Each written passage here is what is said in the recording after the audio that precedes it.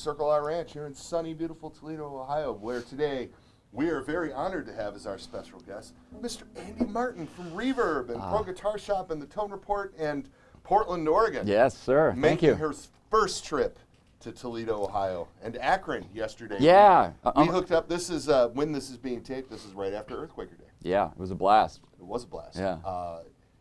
Boy, they've got a hell of a place out there in Akron. Yeah. And they really put on a really nice summer event, and we're looking forward to going to it again for sure. So I thought it would be kind of fun after I heard that Andy was going to be out there to actually bring him here, because we're so used to seeing him within the confines of his own studio and what's going on behind him there that I thought it'd be kind of cool to put him in front of a wall of reverence. As you guys may know if you're paying attention, Reverend, of course, sold a lot of guitars through Pro Guitar Shop, which is where we all first heard about you. Yeah. And doing, of course, product demo videos and lots of pedal demos, and sort of setting the bar for people doing the pedal demos, which was awesome at the time, and especially for us here at Reverend, because one of Andy's favorite guitars, his go-to P90 guitar for demo videos, is the Club King 290, and you still have one in Deep Sea Blue. I definitely do. Yeah, one of the earlier ones. I think it's probably about 7 years old. And yeah, I mean, I don't know if you wanted to talk about a little bit of the Club King, but I mean, absolutely. The first thing I noticed is the Bigsby stayed in tune. The thing was set up like, I mean, this is like my go-to story about any Reverend is that you open the case and they play perfectly. They're set up that you don't have to adjust the nut, you don't have to adjust the truss rod. And so I just wanted to hang on to a P90 guitar, and I think, you know, at the point where Pro Guitar Shop was closing, I was like, I need to hang on to a Reverend, and I just kind of like luckily was able to get that Club King in my hands, and it's just my go-to. Yeah, like you said, it's the, you know, P90 guitar in my guitarsenal. The Pro setup is, of course, the thing that we talk about here a lot.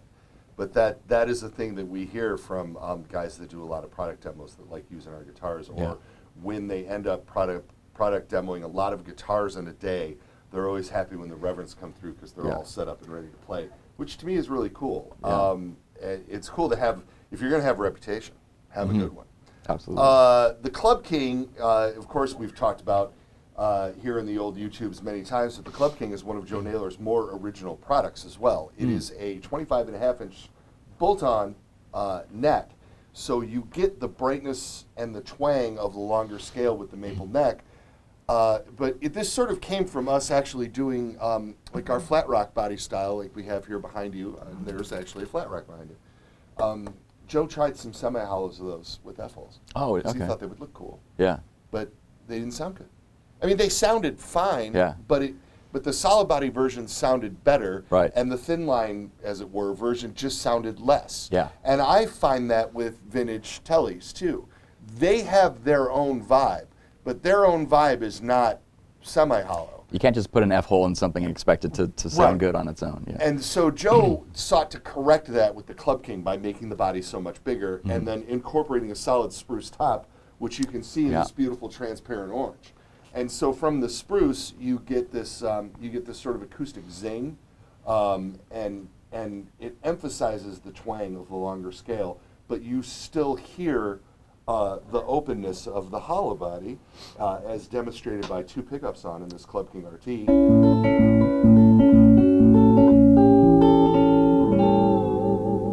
Oh, she's a beauty.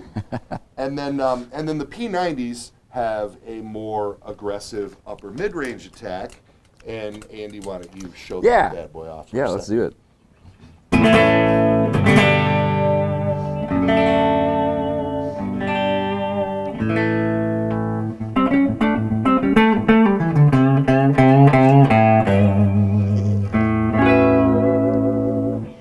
So, funny story, which I've told a bunch of times, but I don't know if I've ever told it to you. We actually at one point were moving away from the Deep Sea Blue color, and we started offering the Club King 290 in a couple of different colors. And when the dealers sold out of them, and you kept making videos with it, we kept receiving requests for that model in that color. And so, because of you, we actually brought that color back 5-6 years ago. Oh yeah. On that guitar, and made it consistently ever since, because we want to have it offer. So there's that. That's very cool.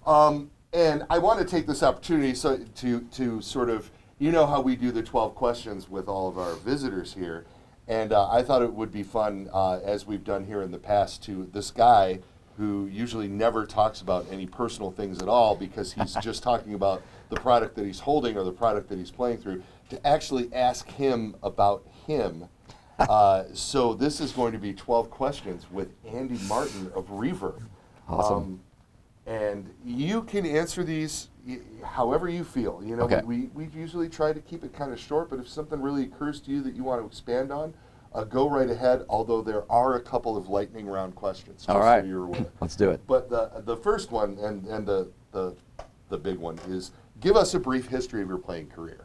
Okay. Well, career, I don't know. Let's just call it It's a career. experience. Well, yeah, I grew up in Southern California, and since I was 12, I wanted to play guitar, and I was in, bands in junior high and high school, and trying to make it, like every teenager does. Luckily I was close to LA, so we'd go up and play the Whiskey and the Roxy, pay to play, But that was a great experience, having that, getting that stage, awesome sound and awesome history there. And so, that was sort of always, the thing I wanted to do secretly is be in a band, but then, you got to pay bills and you got to get a job and you got to finish college. And so that's what I was doing, going to film school. And so that was the other thing about going to film school is like, well, I can't be a rock star. What else is dealing with sound, And I'm not I don't have that theory background, with guitar playing. I didn't go to a school and study jazz or anything. I would have loved to, but I just didn't. It just wasn't my thing. So, Okay. So yeah, I just kind of kept playing around the LA area a little bit, and had good experience playing on stage and recording. I was always into recording ever since I got my first 4-track, and so I got a good experience on how to record bands and get good drum sounds, and at the same time playing bass. So like if you see on any demo video with a backing track, I'm always playing bass on there, always playing that Watt Plower. Yeah, nice. I love both. I love both sides of it. And so I guess the actual music career, and it didn't really, the band thing didn't take off, but like many of us, we kind of find other ways to get to find our niche. So I guess long story kind of short, I eventually moved up to Portland, did the Pro Guitar Shop thing, and that was just a total fluke, that I fell into. I only got up there just to get a job doing shipping, and then I quickly realized that I had this film degree and I play guitar, and this new demo video format was out, and we kind of just, it just fell into place. It was such luck. And so then I really didn't want to be in front of the camera. I was looking what like Gear Man was doing, and I was like, yeah, I could do that. I don't have to show my face. And but then when we started doing guitars, that's when I realized I gotta dress up, worry about how I look. Well, I never really do, but You're such a man. Yeah. So yeah, that's kind of a long story short. Just became this thing on YouTube, and I'm just so grateful that I could still do it with Reverb, and I could still do it on my own channel. Doing Andy demos and stuff. So that's kind of where we're at today. That's it in a nutshell. And how did the Reverb thing come about? The Tone Report. Yeah. The Tone Report sort of grew out of the PGS. Yeah, they were definitely. We were actually in the same building. Sure. But it was just a totally different. We had the online magazine Tone Report.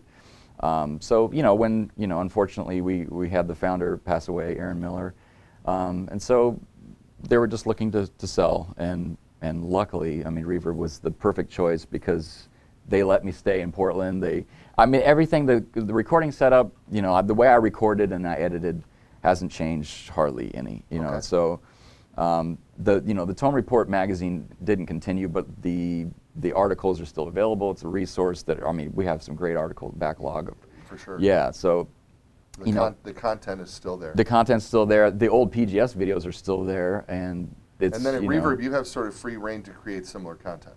Yeah, absolutely. That's amazing. Yeah, I mean, it's just, regular pedal demos, but also actually things I never got to explore. Like just recently we did, a sort of series we started with how do these amps sound, like people never really get to trial the amps live and mic'd up and crank, so Fender and, how does a Fender and a Vox and a Marshall compare, or how are they different? And so we've done a couple in that series, which is just really taken off. Yeah, that's interesting, because it seems like the go-to, as people get more and more specific with the gear that's available to them, the go-to is like, we're going to test a bunch of Marshall sounding things. Mm-hmm. But it is interesting, the differences between the main Fender circuit, and the main Vox circuit with the with the accented mid-range, and then the main Marshall circuit with the not accented mid-range and stuff, and hearing them all back to back, like, it's cool. Now you're gonna have to remind me to check that out. Yeah, definitely. So what inspired you to start playing guitar to begin with? Like when you first picked one up, what brought that on? It was just listening to my dad's record collection, and specifically Led Zeppelin. I was just like, okay, I want to play guitar. And the whole no pick thing, it was just kind of like, I didn't choose that. That chose me, and I was like, I don't even know if I could do this. But it was like, I would say, like, the first song that I wanted to play was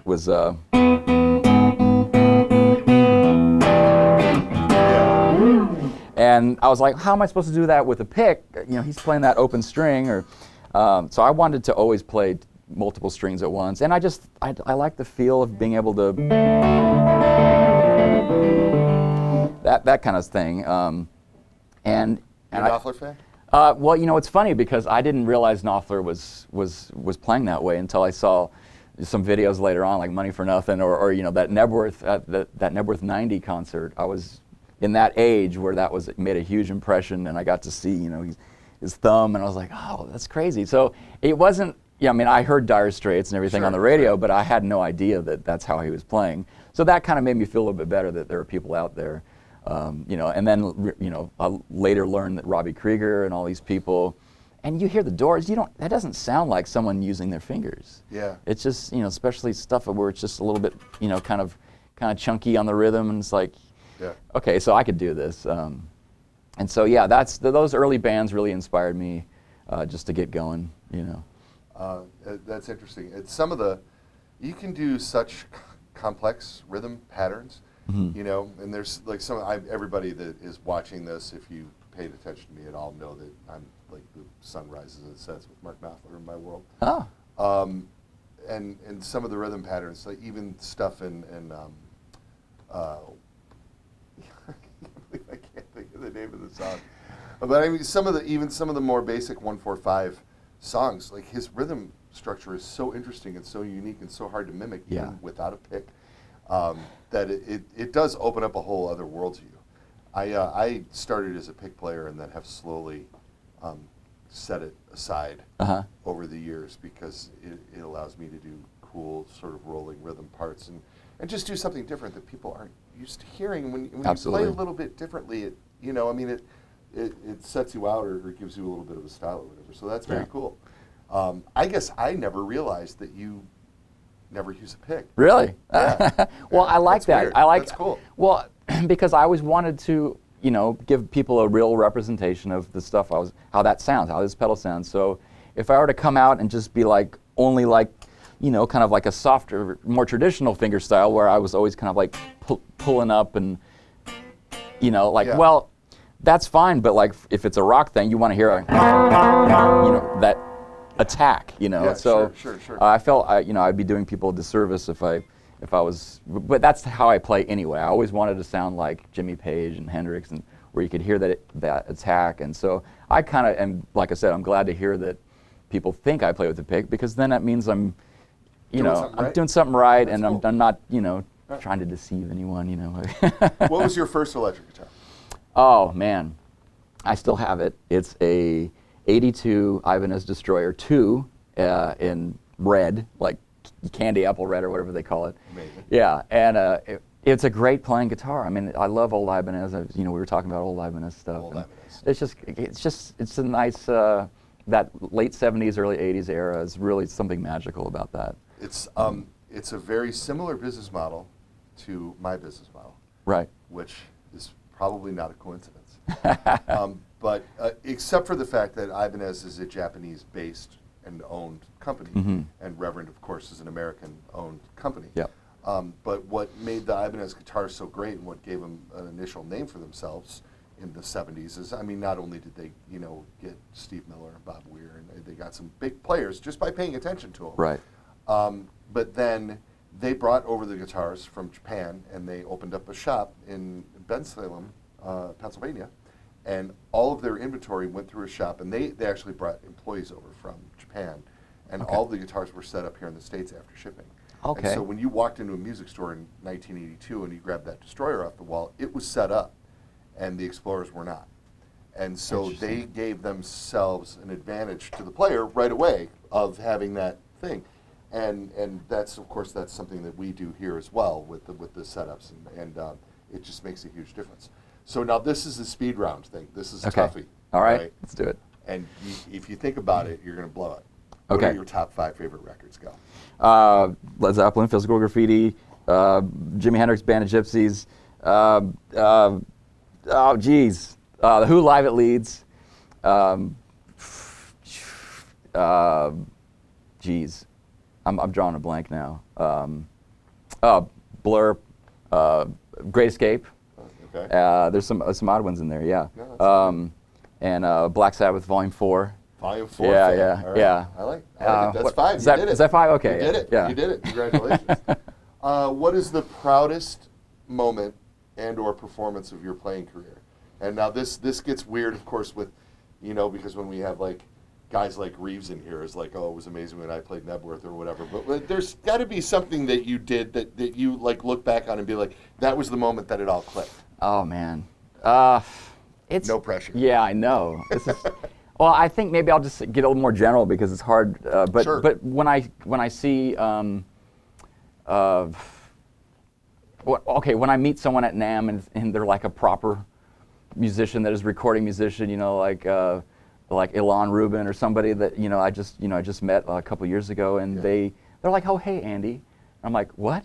That's cool. That's got to be amazing. Yeah, sure. that's. Totally. I mean, just even at Earthquaker Day, just some of these bands that are just, I mean, they're playing on the radio, they have record deals, and they're familiar with me, and that's totally makes me proud, and that's just amazing. continuing to this day. So yeah, it's just an ongoing thing. So we already kind of covered this, but how did you first hear about Reverend? Was it when PGS started carrying the product, or did you have any glimmers of us before then? Or? I actually didn't. The first thing was when we got that shipment, and I opened them up, and I was like, "What are these?" And it was. Fantastic. Yeah, it just the semi-hollow and then the solid bodies were just like, these are different. I kind of immediately took a shine to the Sensei because I've always been kind of like a set neck guy. But then, obviously I took a shine to this. This has something completely unique, so. And the next question is, what Reverend guitars are you currently using? And I mean, you guys, if you're watching this, you know who he is. You can see a little bit of that. But obviously, the Club King 290 gets a lot of use. You have a Watt Power bass that you use for a lot of your bass backing tracks, which is great. 12 string. Yeah, the Airwave. Yeah. We sent out an Airwave. Because you did a compression? Yeah, I kind of made it's a no-brainer, but I made the realization that there's so many classic, Birds, obviously, there's so many classic 12-string sounds that have compression, and I was like, I don't have an electric 12-string that I could do, and it's like, that should have been in my, again, guitar arsenal way back when, it's such an important sound, and so now anytime there's a compressor, I make sure to grab that 12-string, and yeah, the thing about the Airwave is that the fact that you could intonate every string, those things were just, I'm always about tuning and keeping it, intonation and the proper action. Like I was saying, the nuts are always the right height. So, yeah, it's just been awesome. I was going to ask you what you liked about your Reverend guitars, but you pretty much Do you get a lot of use of the bass contour control when you're doing the demo videos? Absolutely, man. About that? What's funny is that I kind of use it like most people use a volume knob. Okay. I've always, cleaning up with your guitar volume is kind of one of my things too. Yeah. But I love it. Like if I'm doing something kind of like a Neil Young thing, and I kind of want to get, you know, because he's such a dynamic player with his volume. But I kind of use the bass contour to roll off for maybe the rhythm, where you want that jangle to come in, and then if you want to kind of power into it and get that heavy solo, all you got to do is get the thickness back, and it's a cool thing, especially with the Airwave. Going back to that, it's just if you want extra clarity with those strings, because you have now double the bandwidth going into your pedals and amps. Yeah. So it's really cool to find that sweet spot, and it's not either off or on. It's just I roll it back until I hear that tightness come in, and that's it. It's a beautiful thing. I talk about it a lot in the context of single channel amplifiers. I've got the little, like the 3-watt car Raleigh behind me, and you can just plug into this amp and turn all the controls all the way up, and then do everything between the volume control and the bass contour control. Yeah. And get these really cool, clean, jangly sounds. And then as you roll in the bass and your signal is hitting the low end of the amplifier, you start overdriving the amplifier, and it becomes almost like a gain control in that situation. Absolutely. So there's a lot of fun ways to manipulate it and play with it. And we often wonder, why other manufacturers don't incorporate that, but it's because they're not as cool. They're not Reverend. That's the thing. And okay, I was going to ask you what amps and pedals you currently use, which is hilarious because you play through everything that everybody makes. It's all of it, yeah. And I'd ask you if you had favorites, but that would be rude because you like everything that you demo for, and you're probably not. You're way too nice of a guy to be like, well, this, that's not going to happen. I could say my favorite amp because that's kind of I get that question a lot, and I use a deluxe reverb for the demo purposes because it's just. It's been voted as, we took a vote. We dropped the 65 amps because it was sort of it wasn't a benchmark that everyone knew. So we got the deluxe reverb, perfect for any kind of platform. But I'm a Marshall guy, and my beauty at home is the 7200 watt super lead. So that's kind of the obviously if you go. How come we haven't talked about this yet? You were intimidated by my high watt, probably. Yeah. It's okay. All right. So, do you have any unusual hobbies outside of guitar playing that you'd like to share with us? What's the thing that you do that you enjoy outside of that? It's coming to Portland 12 years ago, I immediately had to get into home brewing. The homebrew. So, and I immediately found out that everyone's trying to make a IPA, and so I had to learn how to do that. So, I'm not as heavy as I was before on getting into that because there's just so many breweries. I'm sure it's like every city now has so many awesome local breweries. So we were at a good one last night. Yes, we were. Yeah, that was and so that's part of it. The other thing is it's really hilly and. In my neighborhood, and so I've gotten into this is gonna be embarrassing. I've gotten into e-bikes, which is cool. It's a really cool thing to offer, and it gets people back out on bikes. And Portland's a huge bike town. Okay. But is that just where you go grab one off the rack and ride it? Okay. So they have they're electric. Oh. There's a motor in the hub, and it's not just pull the throttle and go because they're not that powerful. I think they're 500, 750 watt maybe. Okay. So it's just like it's a pedal assist, and it gets me out on the bike at least. And with all the hills in Portland, it's probably nice to have there's some a little something. Steep old hills here, yeah. So just to get around, it's just that's been a cool thing. That's definitely a hobby, cool. Getting around town. One more question. Yeah. And this is the cliche question, but we got to ask too. Do you have any advice for up-and-coming players or people at home that may want to do or get into doing what you do? Yeah, it's a tough question because I just fell into this. So I was like, I just have been just by learning day by day on specifically the YouTube demo thing. But I think one of my things that I really wanted to put into the demo videos from the start was just to start off with playing. Like a lot of people want to talk for the first 5 minutes, and that's great because the information is important, but I think a lot of people feel this way. It's like, just show me the thing immediately. I want to hear it, and if I'm really interested, then I'll stick around and, show me the specs and everything. So that's, I don't know, that's one of my, and I've talked to other people that are like, yeah, just, oh, they'll leave the comment where it's like, okay, the demo starts at 10 minutes. And then people reply and be like, thank you, sir, you know. That's funny. And so, okay, so I guess the other part of that question was advice for players. I mean, I just learned by ear, but I think just in general, because it is a very pedal-centric, you know, day and age, that it can be kind of intimidating to just, you know, I think it's just important to get a bass. I mean, we're playing with 4 pedals here, and we could, you know, we've talked about how that's a lot of times all you need, just a good solid overdrive or good, you know, start small and learn the basics before you really get deep into modulation and pitch shifting and, you know, bit crushing and stuff, because Sage advice. yeah, I mean, you know, you got to have a foundation first, learn the instrument, be comfortable, find what you're into, and then the pedals are only going to amplify and accentuate that. You know. I can dig it. Yeah. Hey, man, thanks for coming to Toledo, Ohio. Oh, thanks so much. We are going to bust out a handful of videos on just a few different guitars and things that Andy's seen, and I'm going to show him some things that he hasn't seen. But we're going to put that all on tape, and you can tape. Yeah. And you can see all of that in other things. There's things down here, maybe over here. But if you're on the mobile, they're probably down there, and there's going to be some more videos of Andy and I playing guitars that aren't going to be this involved. But they are going to be just as fun, if not more fun. So, thanks for coming. Thanks so and much. Stick around here on the Reverend YouTube channel.